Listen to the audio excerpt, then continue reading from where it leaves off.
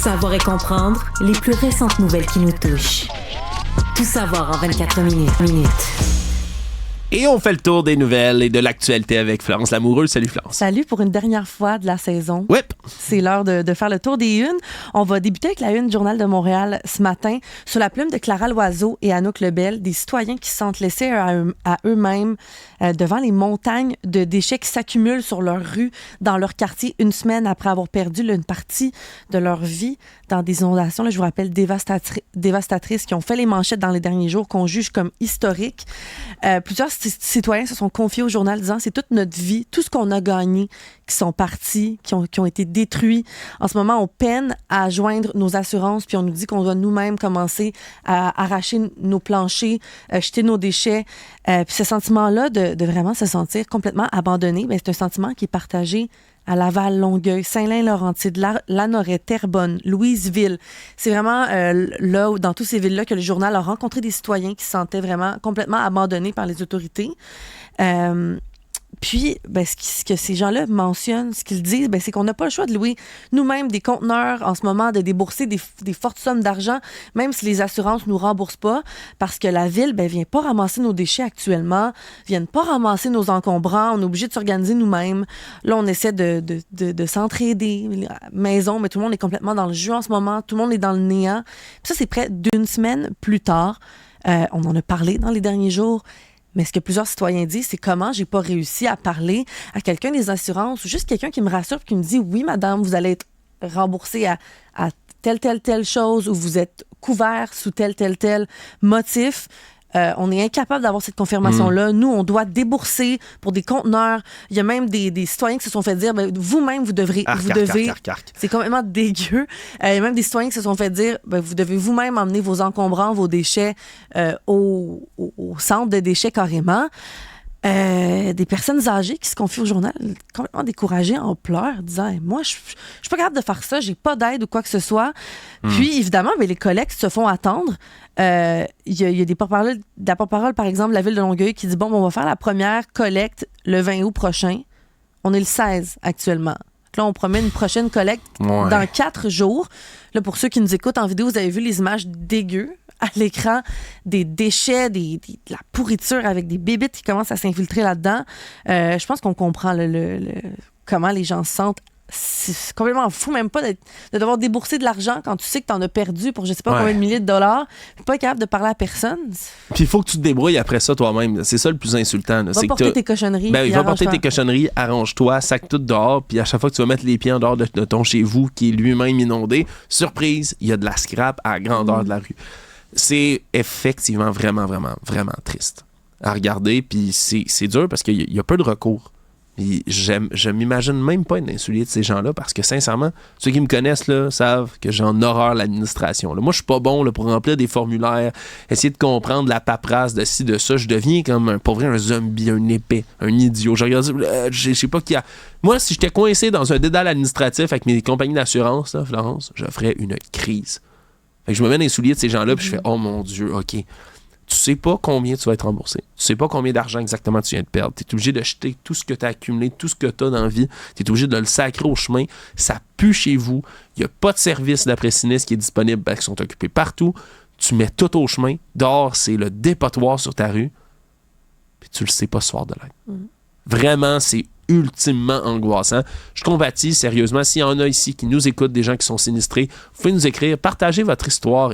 On veut les entendre, on veut les repartager, on veut savoir puis vivre un peu au travers de vous qu'est-ce qui se passe, avoir le pouls de notre Québec. studio@cube.radio pour nous écrire. Faites-le sérieusement, ça nous ferait plaisir de vous lire, mais plaisir. On serait heureux d'entendre vos histoires. T'en as souvent parlé à l'émission dans les dernières semaines, surtout parce qu'il y a eu les vagues de chaleur, c'est pas les premières inondations qu'il y a. À quel point, à chaque fois qu'il y a une catastrophe qui arrive, on a l'air complètement dans le néant. T'sais, le nombre de gens qui viennent se confier disant ben j'arrive pas à joindre telle personne, à avoir tel service, puis ça va arriver encore une fois. C'est décourageant de voir ça. Puis là, c'est pas seulement dans une ville du Québec où on se dit ah, OK, c'est là qu'il y a un petit problème. C'est vraiment carrément partout actuellement. Parce que c'est pas un cours d'eau qui a débordé, c'est des pluies. T'sais, la pluie, elle frappe à peu près partout sur les endroits où ça va. Là. On se comprend? C'est tombé de la pluie, puis de la pluie à longueur de journée. ça fait ce genre d'effet-là. Non, t'as raison. C'est généralisé, c'est plus grave comme ça. Puis on est habitué au Québec d'être relativement épargné aussi par les catastrophes climatiques. Les catastrophes naturelles, en fait. Je vais le mettre dans un grand terme comme ça. Tu sais, on n'est pas une place où il y a quelques tornades. On se comprend, on n'est pas au Midwest américain. Il n'y a pas vraiment de tremblement de terre au Québec. Il n'y a pas vraiment... Il y a des ouragans. Nous autres, on a la faim comme ça qui arrive. On n'a pas l'ouragan en tant que tel. On est encore chanceux. On n'a pas de volcan. On n'a pas... Je pense qu'on a juste la faim. Est-ce que tu as vu comment on est organisé? Ben, c'est ça le truc. C'est que nous, on est spécialisés au Québec dans quoi? Des crises de verglas puis de la neige qui tombe. Ça, c'est les précipitations avec lesquelles on est habitué. Là. De l'espèce de fin de mousson comme ça, là, de recevoir des torrents d'eau. On ne sait pas comment gérer ça, puis nos infrastructures ne sont pas faites pour ça. C'est comme tu te souviendras, il y a quelques temps, je pense, il y a 2 étés, il y avait... Ben, il y a 2 étés, 2 hivers plutôt, il y avait fait comme négatif dans les températures au Texas. Puis tous les tuyaux pétaient à grandeur. Il n'y avait plus rien de fonctionnel. Ils ont reçu comme un filet de neige, puis c'était la crise. Fait que c'est un peu la même chose, si tu veux. Ici, au Québec, on n'est pas prêt pour des inondations massives à grandeur. On n'est pas habitué d'avoir un volume de pluie comme ça. Nos infrastructures ne sont pas faites pour ça, ni pensées pour ça. Puis ça va faire en sorte qu'il va y en avoir. Si c'est un événement qui se reproduit comme celui-là, on se comprend, c'est exceptionnel, mais on va être encore dans la même chenoute. Tu comprends? C'est comme un problème qui nous est inconnu, puis dans ce temps-là, ben, c'est la pagaille, puis on la voit bien en ce moment. Tout savoir en 24 minutes. C'est aujourd'hui, 16 août, que débute officiellement la course au porte-parole féminin de Québec solidaire. Oh! Un peu moins de 4 mois après le départ d'Émilie Lessard-Terrien. Je vous rappelle, ça avait secoué le parti, le leadership de Gabriel Nadeau-Dubois, qui est toujours le co-porte-parole actuellement, co-porte-parole masculin. Puis je vous rappelle aussi, dans un message publié sur les réseaux sociaux, c'est un peu comme ça que Mme Lessard-Terrien avait annoncé qu'elle allait quitter son poste quelques mois seulement après avoir été élue. Puis je vous cite un extrait de ce qu'elle avait publié sur les réseaux sociaux. Elle expliquait avoir tenté sans succès d'insuffler un nouveau souffle au parti. Cette vision pour le parti, que c'est notre projet de société. Je voulais que ce soit le plus incarné possible. Je voulais qu'il ne laisse pas effacer nos habituels compromis dans le parti politique, les calculs d'image et les indicateurs de vote. Elle avait fait un long message sur les réseaux sociaux. D'ailleurs, elle a souvent donné des entrevues par la suite expliquant pourquoi elle avait quitté, disant qu'elle sentait pas qu'elle avait vraiment sa place, qu'elle était capable d'amener les points qu'elle voulait amener à la table. Et là, les militants de Québec solidaire vont élire leur nouveau porte-parole le 17 novembre prochain. Mais la course débute aujourd'hui, 16 août. Ça va être décidé lors du Conseil national qui va être tenu à Jonquière. Ça avait en fait été annoncé lors du Conseil national tenu à Jonquière en mai dernier qu'Émilise partait. Là, ça va être en novembre prochain qu'on va savoir qui officiellement va prendre la place. Mais pour l'instant, Alexandre, c'est juste Ruba Gazal qui a annoncé qu'elle était dans la course. Donc, pour l'instant, toi, est-ce que tu as des pistes un peu de qui va se lancer? Parce que là, pour l'instant, on l'a vu dans les derniers mois, elle est sur le terrain et souvent là, aux côtés de Gabriel Nadeau-Dubois, juste au début de la semaine, était là, justement dans le village au défilé de la fierté avec Gabriel. Donc là, est-ce qu'elle va être la seule qui va se présenter? Actuellement, ça court pas les rues. Elle a pas beaucoup de concurrents. Ça ressemble à un couronnement. On va te le dire, Florence, ça ressemble à un couronnement de ce côté-là. Est-ce que c'est une mauvaise chose nécessairement? Pas nécessairement, pour vrai. Il y avait 3 personnes qui se sont présentées la dernière fois pour le co-porte-parole.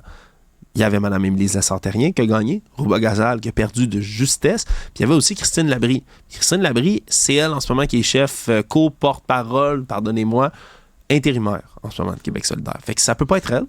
Ça peut être Mme Lessard-Terrien partie. Je vois pas quelle autre femme à l'interne de Québec solidaire voudrait se présenter contre Ruba Gazal ou a envie de créer plus de dissension à l'interne du parti. Oui, un débat, ça serait intéressant. Mais en même temps, ils ont comme déjà fait l'espèce de rétrospection interne. Ils ont déjà essayé de modifier certaines choses au sein du parti. Ils veulent devenir plus un parti de pouvoir. Ils ont fait leur rassemblement à Saguenay. Ils ont voté sur toutes sortes d'affaires. À partir de ce moment-là, est-ce que tu veux envoyer quelqu'un d'autre comme Mme Gazal?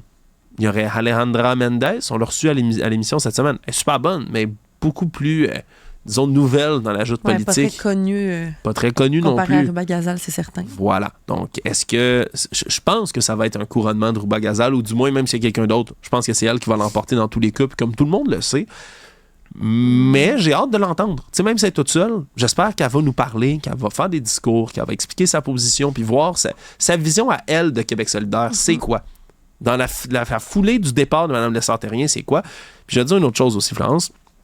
Moi, c'est une des entrevues que j'ai trouvées les plus intéressantes, les plus essentielles qu'on a faites cet été.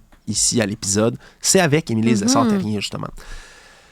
Quand elle est comme sortie après ça, de son silence, puis qu'elle a décidé de plus s'expliquer, puis de revenir sur pourquoi elle a quitté, puis tout. Moi, je t'avoue, au début, quand j'avais commencé à avoir ces explications, j'étais surpris, puis j'étais presque en colère contre elle. J'ai fait, mais voyons donc, qu'est-ce qu'elle fait? T'sais?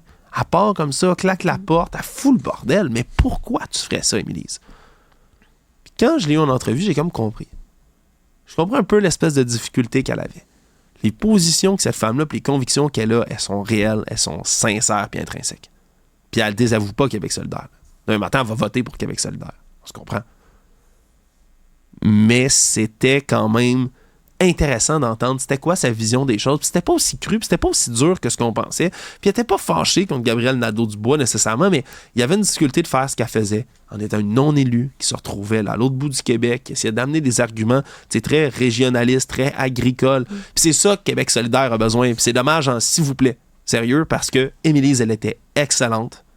Puis elle avait des connexions dans ce milieu-là qui sont fantastiques. Elle prend des dossiers à bras-le-corps qui importent aux agriculteurs, aux gens en dehors de Montréal, qui d'habitude ne vont pas voter pour Québec solidaire. On se comprend-tu? Du monde? Oui, vas-y. T'as raison. Puis justement, si Ruba Gazal est élue, aussi, puis là, elle va être avec Gabriel Nadeau-Dubois, mais les deux ont un comté à Montréal. Oui. C'est ça qu'on disait aussi qui était le grand tatou de ce parti-là avec Émilie. C'était elle qui représentait l'Abitibi, comme tu le dis, les régions, les agriculteurs et tout ça. Donc là, ça va être un parti. Est-ce que ça va devenir un parti trop montréalais, justement, avec deux co-chefs qui représentent Montréal, sont beaucoup physiquement à Montréal? Mais ils sont presque tous à Montréal. Je veux dire, à part ça, c'est qui peuvent prendre? C'est justement Christine Labrie. Là, ça peut pas être elle est à Sherbrooke. C'est un des rares gains qu'on fait en dehors de Montréal du côté de Québec solidaire. C'est dommage pour eux parce qu'ils gagneraient à aller ailleurs. Par contre, entendre Gabriel Nadeau-Dubois et sa réflexion, lui, son but, c'est de devenir plus électoraliste puis d'être capable d'aller chercher plus de votes. Ce qui risque de marcher un peu sa peinture puis d'aller chercher des candidats, des candidates qui sont intéressants en région, puis changer un peu son discours, puis être un peu moins radical, par exemple, sur la fin de l'automobile, puis être un peu moins radical sur le financement des transports en commun, puis d'aller chercher des gains pour les gens de région. Puis je le dis, Québec solidaire, qu'on aime ou qu'on n'aime pas ce parti-là, il joue un rôle vraiment utile dans la démocratie québécoise. C'est un parti qui est capable d'amener toujours une nouvelle perspective. Puis ils ont toujours amené un argument. Puis même s'il est plus radical, comme on peut le dire, ben va ramener le débat vers le centre. Ou va l'amener ailleurs un tout petit peu. Attire beaucoup de jeunes aussi. Attire beaucoup de jeunes, puis amène à une voix à l'Assemblée nationale des voix de gens plus jeunes aussi au Québec. C'est vraiment important qu'on écoute nos jeunes. Je le sais, là, j'ai 28 ans, j'ai l'air de prêcher pour ma paroisse. C'est exactement ce que je fais pour ceux qui se demandent. Mais oui, écoutez les jeunes, c'est ça la relève qu'on a dans l'État québécois. Puis si on veut qu'on continue à être fiers, à être bien de vivre au Québec, ben ça prend des jeunes qui s'intéressent à la politique. Puis pas juste stick en train de lire là, ce qui se passe avec Donald Trump aux États-Unis, puis des gens, c'est les États. Non, ce qui se passe ici au Québec. Après ça, ce qui se passe à Ottawa, mais ce qui se passe ici au Québec, de renouveler un intérêt pour la politique québécoise, pour les affaires publiques, pour notre société. Si un désengagement complet qui se fait des jeunes, là, on n'ira pas loin. La voix des jeunes est importante. Je suis content qu'il y ait un parti qui s'en préoccupe. Les autres le font aussi, mais il y en a un qui le fait particulièrement, c'est Québec solidaire. Après ça, est-ce qu'ils vont être capables, mais que ce soit avec Mme Gazal ou avec quelqu'un d'autre, d'aller chercher plus de votes en région, puis peut-être, éventuellement, de devenir un parti de pouvoir? Ça reste à voir, tout ça. Tout savoir en 24 minutes. Nouvelle plus culturelle, mais je voulais absolument en parler parce qu'aujourd'hui, c'est le début du festival Lasso, festival country au Parc Jean-Drapeau. T'as-tu tes bottes, Flance? J'ai acheté des bottes récemment. Ouais, t'as acheté des bottes de cowboy, là. Mais je te l'avais confié il y a quelques semaines à ton épisode. Je suis pas une très grande fan de country, mais je me suis donné le défi cet été d'arrêter d'aller voir toujours les mêmes artistes à la même place, d'essayer des choses, des nouvelles choses. Donc, je suis allée le vendredi à Oshiaga, justement. Je sais que tu étais là, toi aussi. Voir des artistes que je connaissais absolument pas. Là, c'est le festival Lasso cette fin de semaine. Je vais y assister demain.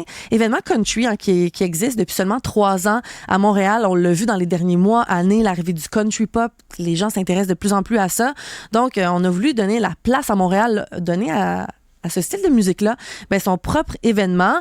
Et on va présenter des spectacles en fin de semaine, autant francophones qu'anglophones. Puis ça, je trouve ça vraiment important de le souligner parce qu'il y a beaucoup de nos artistes francophones émergents, des finalistes, en fait des finalistes de La Voix, autant en France qu'au Québec, qui vont être sur les planches de ce festival-là. Il y a notre countryman québécois Matt Lang et les têtes d'affiche Eric Church et Sam Hunt qui vont être là cette année.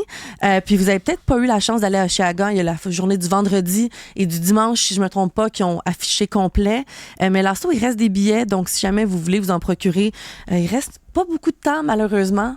C'est triste de dire ça, l'été termine quand même bientôt. Notre offre culturelle aussi, ça va commencer. Évidemment, il va y avoir de moins en moins d'événements.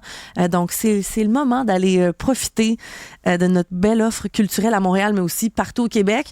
Il y a à Saint-Jean-sur-Richelieu, en fin de semaine, le Festival des Montgolfières se poursuit avec Avril Lavigne demain. Je le sais. Hey, je le sais. J'ai hésité. Hein. J'ai hésité à m'acheter des billets. J'hésite encore. J'y pense. Vas-y. Je pense fort. Vas-y. Puis moi, ce soir, moi, je vais assister à Charlotte Cardin, notre star québécoise là, qui revient tout juste de sa tournée en Europe.